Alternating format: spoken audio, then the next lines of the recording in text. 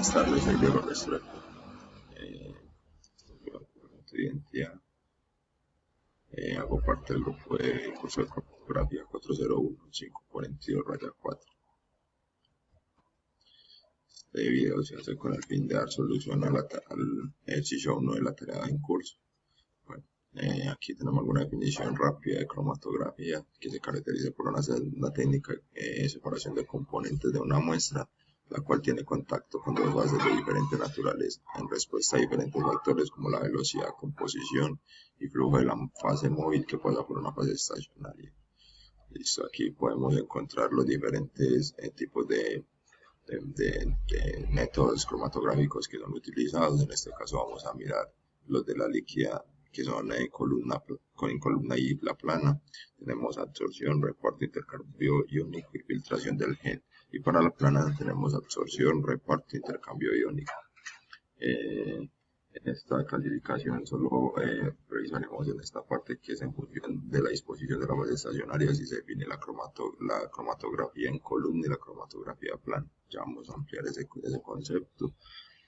Dice ahí que la cromatografía de columna se da cuando la separación ocurre en un sistema cerrado de columna, y la plana se da cuando la separación se da en una superficie plana y abierta, o sea, en un papel, una capa plegada. Acá tenemos como ya la separacióncita de ambos según como su clasificación. Y bueno, la definición de cromatografía de solución es que en este tipo la fase de cromatografía, la fase estacionaria es la superficie de un sólido finamente dividido. De ahí que la cromatografía de absorción se inserta en la clasificación del tipo de cromatografía líquido, sólido o gas. Líquido, sólido o gas sólido, cuando la muestra es disuelta en la fase móvil, se pone en contacto con las primeras capas de absorbente. Este retiene principalmente el sólido, estableciéndose con rapidez un equilibrio entre la cantidad de muestra y la fase móvil, y la retenida por el absorbente en la fase estacionaria. Este equilibrio es dinámico y reversible. La fase estacionaria absorbe los componentes de la mezcla de sustancias que se desean separar, mientras que la fase móvil será la encargada de moverlos. En esta parte es muy importante la elección del absorbente, ya que de ahí depende el éxito de la separación que se pretende realizar. Algunos ejemplos de absorbentes son la silica, el óxido de aluminio, el óxido de magnesio activo, el carbono activo y el silicato de magnesio activo, y también la celulosa. La elección de la fase móvil es fundamental para el éxito de la cromatografía de absorción. Usualmente se utilizan solventes orgánicos con diferente capacidad de absorción. Algunos ejemplos de solventes en función de polaridad y fuerza de dilución son, por ejemplo, entonces los que tenemos acá, que podemos ver que son solución buffer, agua, acetonitrilo, ácido acético, metanol, etanol, el butanol, el fenol, la acetona, pues, el éter de petróleo. Tenemos diferentes ejemplos. La cromatografía de reparto. Esta se originó en 1941 a partir del trabajo del premio Nobel Martin y Sinch. Se fundamenta en el fenómeno de reparto, es decir, en la distribución de una mezcla de solutos. Sustancias se separan entre dos fases inmiscibles el reparto de distribución del soluto tiene lugar atendiendo a solubilidad preferencial, lo cual depende de su molaridad. Entre la fase estacionaria líquida unida a un soporte sólido inerte y la fase móvil, que resulta ser el disolvente que fluye a través de la fase estacionaria y que pueden ser un líquido o un gas. Entonces,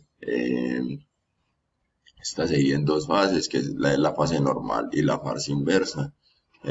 Cuando la fase estacionaria líquida es polar, generalmente el agua, que es la más utilizada, y la fase móvil es un solvente apolar, se habla de cromatografía de partición clásica, cromatografía de fase normal, y los solutos se distribuirán según su solubilidad preferencial por alguna de las dos fases. Así, por ejemplo, si se busca separar dos solutos de diferente polaridad empleando como fase estacionaria el agua y como fase móvil el éter de petróleo, aquel de los solutos que sea menos polar viajará por la fase estacionaria a mayor velocidad, puesto que será más fácilmente arrastrado por la fase móvil, en tanto otro se moverá más lentamente a su afinidad preferencial por la fase estacionaria. Listo. En la fase inversa, por el contrario, cuando la fase estacionaria líquida es apolar, se habla entonces de la cromatografía de fase inversa y en este caso la fase móvil ha de ser un solvente polar o al menos de mayor polaridad que la fase estacionaria. La cromatografía de fase inversa se instrumentó ordinariamente en sus inicios embebiendo el soporte sólido con una sustancia polar. Aquí ya entonces podemos ver, aquí en esta anterior diapositiva podemos ver la fórmula para calcularla y los valores, y acá tenemos una pequeña como gráfica de lo que nos implica o lo que nos están diciendo en el texto. Bueno, la cromatografía de intercambio iónico. La interacción que tiene lugar en este tipo de cromatografía es de naturaleza iónica, es decir, que los componentes de la mezcla se buscan para separar tienen que estar en forma de iones cargados. Los intercambios de iones son compuestos orgánicos sintéticos llamados resinas que poseen cargas positivas o negativas y están unidos a contraiones lábiles de carga opuesta que son desplazados con facilidad por iones de la muestra, los cuales interaccionan con la resina y ocupan centros activos, positivos o negativos, luego de intercambiarse con los contraiones. Entonces, la separación se basa en el equilibrio que se establece por parte de los iones del soluto entre el disolvente de la fase móvil y los grupos cargados positivo y negativamente. Bueno, cromatografía y filtración sobre el gel. Este tipo de cromatografía, conocido por las siglas GPC en inglés, Gel Permeation Chromatography, también llamada cromatografía de exclusión molecular, se usa en la separación de mezclas de compuestos de función de la masa molecular, en función de la masa molecular de estas magnitud, que esta relaciona directamente con sus dimensiones. Así esta cromatografía es aplicable a compuestos con masas moleculares superiores a 2000, los cuales pueden ser solubles en agua o en solventes orgánicos.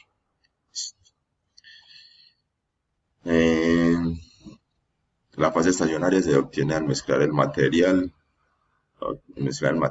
polímero inerte de elevado grado de hidratación con agua o solución buffer. El resultado es un gel formado por gránulos o perlas con estructura parecida a un tamiz que contiene poros de diferentes tamaños.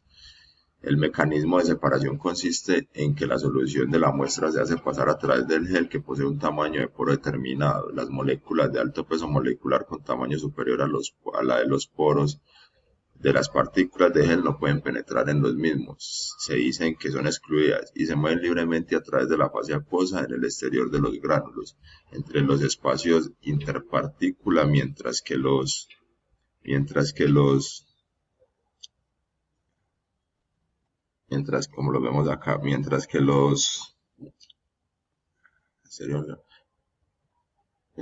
de tamaño inferior a la de los poros se introducen en estos y ven obstaculizado su paso a través del gel, por lo que su avance a través de la columna se retrasa, que serían estos de acá adentro.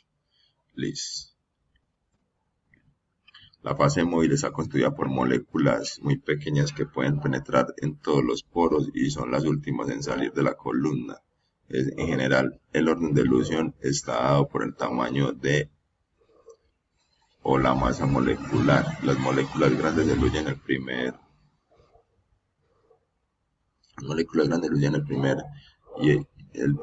y le siguen las demás en orden decreciente de moléculas, como lo vemos acá en la imagen.